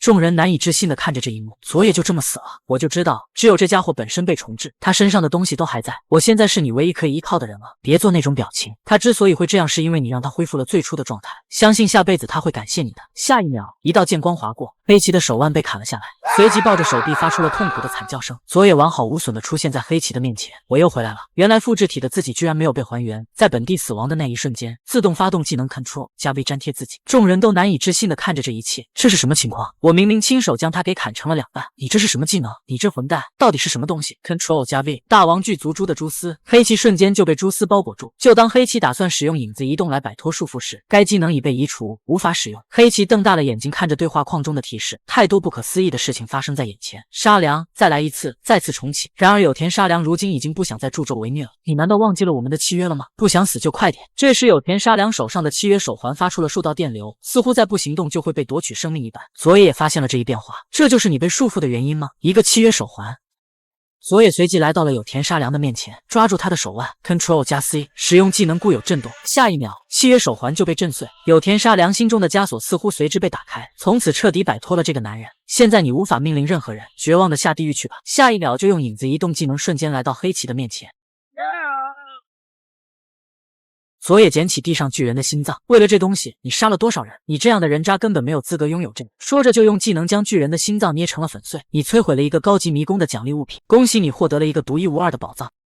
男人明明将钻石心脏捏碎，转头又将其卖出了200亿的天价。岛国猎人协会大楼，一群人正在这里讨论这次的迷宫事件。石像鬼雪山的迷宫居然是一个多维迷宫，15年大灾难的前兆就是因为多维迷宫的爆红，没想到如今又出现了，而且西原猎人的封印也解除了，我们必须重视起来。然而七濑猎人却对此不感兴趣，想要尽快离开这里。我们必须尽快调查血塔公会的成员。多维迷宫目前还是一个无法解决的问题，这一举动却激怒了竹内刚，很威风吗？你是认为在你不在的时候，我们什么事也没做吗？说完就起身向着佐野方向走去。听说迷宫是你攻略的，如果你有这样的实力，那为什么我从来没听说过你？说吧，你到底是谁？我只是个猎人，你这是打算要做什么？我们不仅攻略了迷宫，还发现了一个非常危险的多维迷宫，虽然不是什么可以称赞的大功劳，但是也不至于遭受到如此对待吧，对吧？竹内刚大师，你很有趣，知道我的身份还敢用这种语气跟我说话，瞬间发动了石甲技能，周围的普通人顿时惊慌起来。还好有猎人协会的会长在此，才平息了这场闹剧。竹内刚不甘地离开了会议室，画面一转，猎人协会的会长办公室中，我曾经也是大贤公会中的一员，但由于某些原因已经退出了。我代表所有猎人感谢你这次做出的贡献，能够得到复合会长的认可，让佐野开心不已。一旁的阿瑞斯表示自己打算回国际猎人协会报告此事，而摩尔却打算在这里待一段时间。我打算退出国际猎人协会。夜晚，在佐野摇豆的家中，大家都汇聚到了这里。你们这么晚都来我家做什么？我现在已经不是国际猎人协会的成员了，如今没地方住，只好在你这借住一段时间。摩尔，你为什么要这么做？我很抱歉，但是我不能告诉你，我是来找佐野前辈玩的。我只是来传达有田沙良提出的要求，别把我和他们混为一谈。因为有田沙良拒绝使用技能治疗黑崎，所以黑崎到现在还一直处于昏迷中。一旦他醒来，就会被转移到监狱中进行审问。有田沙良目前被关押在猎人协会的审讯室中，他目前一直保持沉默，唯一的要求就是要和你见面。顺便一提，有田沙良还是偶像女子组合 IF 的成员，我认为他是被迫的，是我将他的契约手环摧毁了，所以我觉得他不会再和黑崎有任何关系。我一会去协会见见他。顺便问下成崎大师，你为什么也在我房间？我来这里只有一个原因。然而这时旁边的摩尔却插嘴道，如果是想要巨人的心脏的话，佐野猎人已经在迷宫中将其摧毁了。这话顿时让众人震惊不已，你疯了吗？为什么要摧毁这么稀有的道具？然而下一秒，佐野手中突然浮现出巨人的心脏，我在迷宫中摧毁的那个其实是假的，心里其实想着那只是个复制体，当然跟真的也没啥区别吧。摩尔难以置信地看着佐野手中的心脏，那是不可能的，我可以确定当时摧毁的是真的心脏。成崎和七濑为了获得巨人的心脏，纷纷开出了天价，最后在成崎开出了200亿美元的天价后结束收场。深夜，佐野美滋滋地想着自己那还未到手的200亿。如果我用技能复制一堆巨人的心脏出来，拿到海外黑市上拍卖，那我不是要瞬间暴富了？想到这顿时兴奋不已。这次的收获太大了，等级已经达到了300多级，还获得了一个唯一奖励。该物品目前处于封闭状态，可以注入魔力进行解封。佐野很是好奇，立马注入了大量魔力进去，顿时出现了一个三角形物品，多维碎片1/5。如果集齐到所有维度碎片，可以成功合成一把维度钥匙，打开通往任何维度的大门。这些碎片具有相互吸引的能力，可以打开维度的数量和级别是根据它们的等级决定的。佐野疑惑地看着这个物品，这东西目前好像没什么用啊，而且居然不能被复制。我要去哪里收集其他碎片？就在这个时候，摩尔走了进来，有件事我想跟你确认下。说着就拿出了长剑。佐野见状顿时慌了，你这是在做什么？然而摩尔却不回答，举剑就要刺去。这个男人明明被怪物吞下，却完好无损地站在我面前。15年前大灾难的欧洲，一只恐怖的巨兽在城市中肆虐。低角龙等级500级以上，它们的能力与高角龙相当。这怪物是火属性的，魔法师最好使用一些冰属性魔法攻击它。只见一位魔法师飞身上前，几个翻转腾挪下，来到了低角龙的后方，举起魔法阵，立即发动了冰系魔法。然而数道冰锥都被低角龙的翅膀挡住，没有起到任何作用，反而被对方的冲击倒退了好几米。该死的，这么一个超 S 级的怪物到底从哪来的？我们根本不是对手。只见低角龙张开大嘴，喷出了巨大的火焰，炽热的火焰将最近的几个猎人都吞没了。没一会，大量的火焰就在城市中发生了巨大的爆炸，远处观看的猎人吓得拔腿就跑。当时整个城市都宛如陷入地狱之中。作为一个刚刚觉醒的菜鸟猎人，我感觉自己死定了。就在这时，那个男人出现在我面前，顿时让绝望的我心中燃起了一丝生的希望。世界上最伟大的猎人弗雷德里克修，谢谢你救了我。然而下一秒，弗雷德里克却被低角龙一口吃掉，只剩下半截身体屹立在那里。我被吓得脸色发白，浑身瘫软地坐在了地上。就在这时，低角龙似乎发生了异变，痛苦的吼叫声响遍天地，紧接着全身开始鼓胀开来，直至最后整个身体发生了巨大的爆炸，巨大的气浪席卷而来。这个时候，那个男人再次出现，再次挡在了我的面前。我震惊道：“你竟然没事？我刚刚明明亲眼看到的。”当我看下刚刚尸体所在处时，那里只剩下一些黑色的焦炭随风飘散了。弗雷德里克，我之前不是告诉过你，不能在外人面前使用那招的吗？这时我才发现自己身后竟然站着一位女魔法师，原来之前是她把我从爆炸中救了出来。紧急情况吗？毕竟这是打败那怪物的最快方法。低角龙的鳞片坚硬无比，普通攻击对它没有效果。如果我们放任不管，这个国家就要灭亡了。你刚才看到了吧？希望你能帮我保守秘密。这时渐渐的有猎人向这边靠近了。弗雷德里克见状转身离开，再见了，希望下次见面的时候你能成长为一位伟大的猎人。我连忙上前做了个自我介绍，我叫摩尔·格兰特，来自格兰特家族，是最近刚刚觉醒的猎人，请记住我，我会记住你的。摩尔·格兰特，一个拥有超越死亡技能的猎人，世界上最伟大的猎人弗雷德里克修。然而我却没想到的是，在他失踪后我会遇到同样技能的人。我知道这样很鲁莽，但是我想要亲自证实下我的猜测是否正确。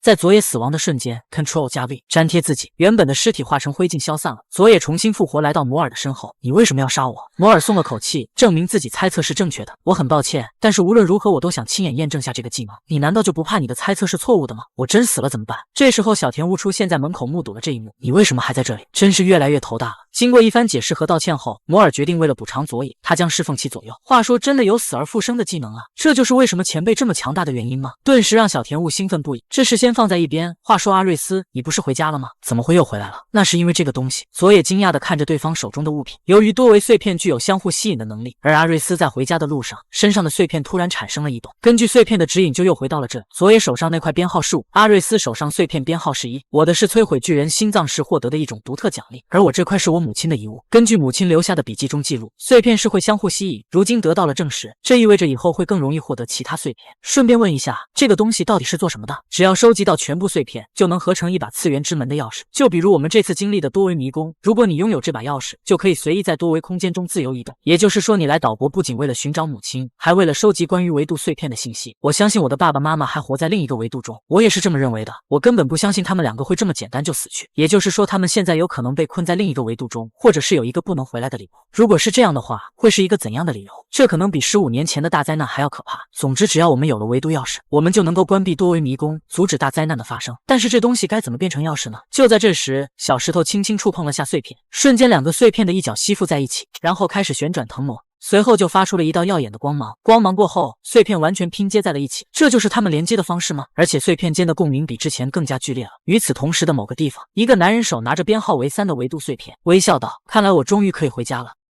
来了，新的快捷键又出现了。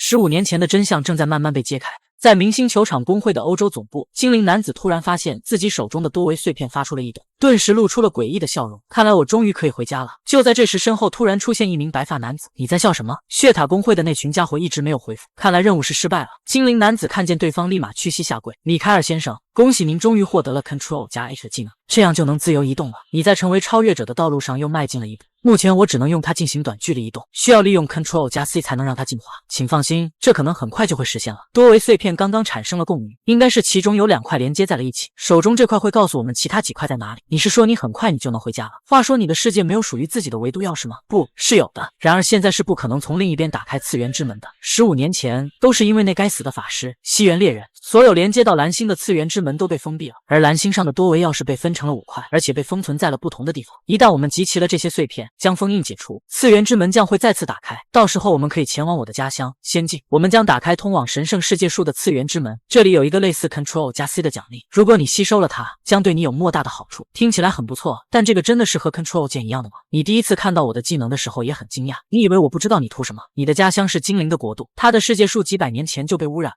现在它被称为黑暗之树，最糟糕的是它如今濒临毁灭。在15年前的大灾难中，蓝星和精灵的维度第一次重叠，你们精灵试图把污染的源头转移到蓝星上，但是却被西元猎人拦下。你到底想要什么？精灵是否还会继续他们失败的计划，将2个世界再次连接在一起？你在利用我达到自己的目的。精灵男子顿时满头大汗，心虚不已。当他正要狡辩之时，白发男子突然说道：其实我根本不关心这个，我只想利用你打开更多的多维世界，并吸收更多的技能，变得与那些超越者一样。不管这个世界发生了什么，我都不在乎。从今往后，我将亲自行动。听到这，精灵男子顿时慌了。你现在还不能走，米凯尔先生，您是明星球场工会的首领，如果你没有什么正当的理由就离开了，你可能会吸引到一些不必要的关注。我已经考虑过这种可能性，所以我已经命令卢卡斯执行 B 计划。一旦准备完成，我们就会有充分的理由让你自由行动。与此同时，在岛国的一个高级迷宫死亡之林中，佐野带着小田雾和摩尔一起来到这里攻略迷宫。豺狼人等级90级，一个融合了妖精和狼的怪物。虽然单兵作战能力低，但是他们非常聪明，一般都是成群结队的出现，这使得他们非常危险。佐野，这是不是有点太多了？我们就3个人，怎么可能这么简单就撤退？这可是刷怪的好地方。佐野兴奋地开始挑衅不远处的豺狼人，你们还在等什么？快来攻击我呀！顿时导致对面开始发狂，小田雾都快急哭了。佐野前辈，你这是在做什么呀？下一秒，全部的豺狼人冲了过来 ，Control 加 V， 使用石像鬼的核心生成一只石像鬼，紧接着技能连续使用，顿时召唤出了一只石像鬼大军。小田雾和摩尔看到这一幕惊讶无比，前辈怎么会有这么多核心？就让我们好好欣赏这次表演吧。他的技能究竟是什么？居然可以召唤这么多石像鬼！很快双方就大战在了一起。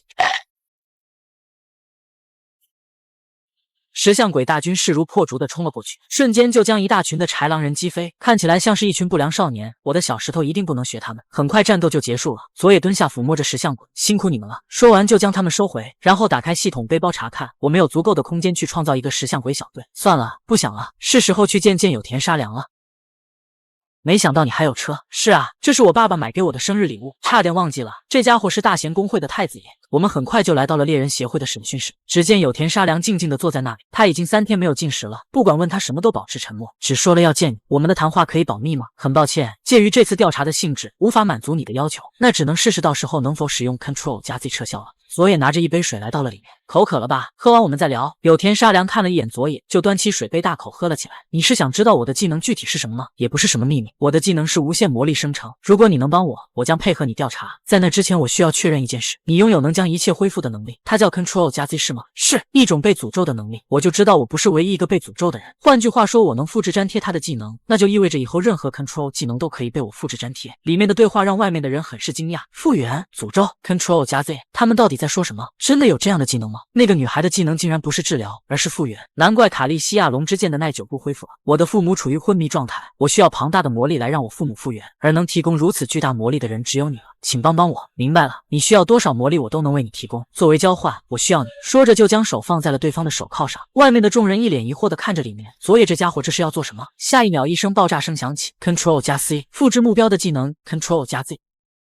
女孩为了拯救昏迷的父母，3天不吃不喝，只为等男人归来。在看到男人的时候，终于安心的喝起水来。只要你帮我唤醒我的父母，不管什么事我都答应。可以，我只要你。说着就将手放在了对方的手铐上。下一秒，一声爆炸声响起 ，Ctrl 加 C， 复制目标的技能 Ctrl 加 Z。然而意外的是，系统提示无法复制。佐野这下搞不明白了，这是为什么？我以前想过可能会有无法复制的技能，没想到今天就遇上了一个。该死的，我今天怎么这么倒霉啊！有田沙良看着自己的手被对方拽得紧紧的，感到莫名其妙。你这是在干什么？佐野这才反应过来，连忙松开了对方的手。这时候突然弹出了一个红色的对话框 ，Ctrl 加 Z， 特殊的技能无法被复制，但如果你消灭了目标，你就能将它吸收。满足这个条件，你就可以正常复制该技能。看到这么残忍的规则，佐野顿时郁闷无比。杀人夺宝这种事我还是干不出来的，难道没有其他方法了吗？或者说等他老死了再过来吸收？外面的众人疑惑着看着里。佐野前辈这是在干什么？七濑也看不下去了，连忙询问里面的佐野是什么情况。抱歉，发了会呆，这里面一切顺利。算了，先不想了。首先我还是先帮忙唤醒他的父母，从而赢得他的信任。也许很快就会找到更好的方法。如果找不到，我还可以跟他合作。同一天的下午，猎人中心医院，众人来到了这里。他们在大灾难中遭到了神秘生物的袭击，导致魔力中毒。而这家医院是唯一一家接受魔力中毒病人的医院。这就是他要跟黑崎合作的原因吗？需要大量的治疗费用。话说黑崎现在也在这里接受治疗，对吗？是的，现在在地下设施里面，一旦他苏醒，就会被押送到监狱接受调查。就在这时，一名男子跟摩尔擦肩而过。这家伙他为什么在这？这人正是使用 Ctrl 加 F 的卢卡斯。画面一转，卢卡斯就来到了地下设施，两名守卫连忙上前叫住了他。这里是禁区，未经允许不得入内。卢卡斯自信地拿出一张小卡片，辛苦两位了，这是我的许可证。然而上面写的却是 Ctrl 加 F。下一秒，字体开始发生变化，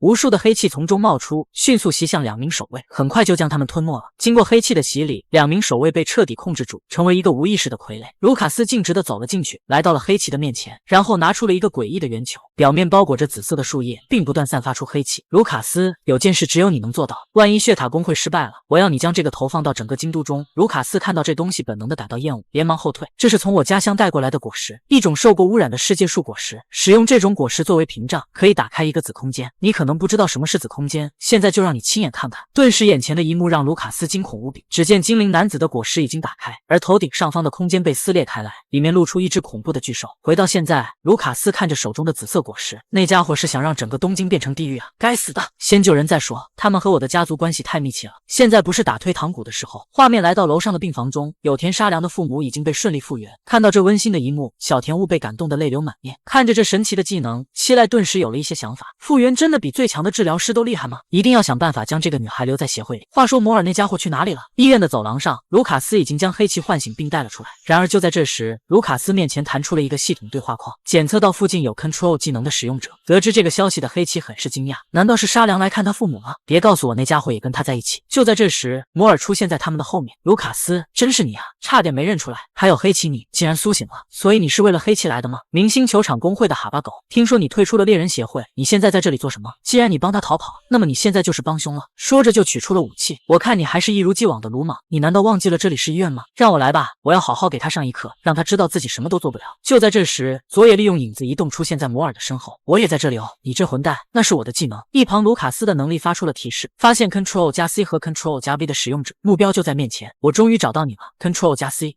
真是麻烦啊，事情一件接着一件。先是黑崎，现在就连国际罪犯都出现了。看到来人的武器，两人顿时慌了。这是女巫之刃，今天真是个糟糕的日子，走到哪里都要加班。打架了，快捷键即将打起来了。佐野带着众人来到医院，原本只是来唤醒有田沙良的父母，却没想到会遇上了 Ctrl 加 F 使用者卢卡斯。卢卡斯此行的目的原本只是救走黑崎，未曾想却意外找到了 Ctrl 加 C 的持有者佐野遥斗。双方即将展开一场快捷键大战。看着拿着武器的七濑顿时引起了周围人围观，这不是七濑猎人吗？他为什么在医院里还拿着武器？你看这里可是医院，就不能和平解决吗？这时七濑拿出了2个魔力抑制手铐，如果你愿意戴上它，我很愿意和你们好好谈谈。看来是没法交流了。说完，黑崎就随机抓了一个身边的路人。你是还不明白吗？这里的所有人都是我的人质，现在能和平解决了吗？然而下一秒等来的却是七濑的一脚重踢，黑崎被这一脚狠狠地击飞出去，直至撞击到走廊尽头的墙壁上，随后喷出了大量鲜血。卢卡斯看到这一幕，顿时冒出了冷汗。刚才的攻击速度太快了，我完全看不清楚。卢卡斯，你应该跟黑崎不一样吧？我们可以和平的解决吗？卢卡斯转头看了下已经昏迷的黑崎，我要使用那东西吗？我想知道为什么选中我。这个是被污染的世界树产生的黑暗魔力，正常人会因为黑暗魔力而中毒，但是你不一样，不是吗？你和血塔公会的会长一样。你是说黑崎也是？是的，他也是使用黑暗魔力来运用他的技能。放心使用吧，注入你的黑暗魔力，让这些被污染的世界之果绽放吧。画面回到现在，很抱歉，我和黑崎一样，不能和你和平解决。说着就从空间中取出一把宝剑，我会不惜一切代价带他离开。那把剑是祈祷之剑。卢卡斯是英国神圣骑士家族的成员，而他们有一把代代相传的宝剑，据说是世界上唯一一把圣剑。他和卡利西亚龙之剑属于同等级别的，但是它不会增加等级，也不会增加任何属性。它有一个特殊的名字——异端审判官，它能消除任何被当作异端的技能或武器。期待猎人使用被诅咒的剑，女巫之刃，视为异端，将其消灭。佐野顿时担心不已，想要上前帮忙。我没事，不用担心，只是在女王之刃上弄出了一个缺口罢了。现在轮到我了，说着就举剑挥去，然而却被卢卡斯轻松躲过。看来医院限制了你的发挥，如果你不使用技能的话，可没法打赢我。然而下一秒打脸就来了，身前的领带被切断，期待的下一波攻击紧接而来。这力量也太大了吧！下一秒卢卡斯就被震退了数米远。刚才那一击就像要把我体内撕碎一般，看来用圣剑是无法弥补我们实力上的差距。这就是世界排名第10的猎人所拥有的力量吗？我真不想在医院中使用我的技能，但是这是你逼我的。就在这时，黑崎的声音传来：“该死的混蛋！”黑崎从昏迷中苏醒，站了起来，手中还拿着被污染的世界之果，而且是已经绽放状态。既然你这么想保护这家医院，那我就让一切都化为乌有。说着就将世界之果插到了地面。快停下来，这里可是医院啊！反正你都要将它安放在东京的关键地点，那就让我在医院中也放置一个吧。随着大量的黑暗魔力从中冒出，周围的一切开始不断被侵蚀。这个是黑暗魔力，只有拥有黑暗技能的人才会拥有，但是这个量有点不正常，照这样下去，医院的所有人都会魔力中毒的。可恶！佐野立马使用影子移动技能，瞬间来到了黑崎的身后，用蛛丝将其包裹住。太迟了，已经无法阻止。只见世界之果上一秒还是花朵的形态，下一秒便开始疯狂的蔓延生长，其粗壮的枝条在医院的各个角落肆虐，转瞬间就形成了一棵小型的世界之树，整个医院都被弄得千疮百孔。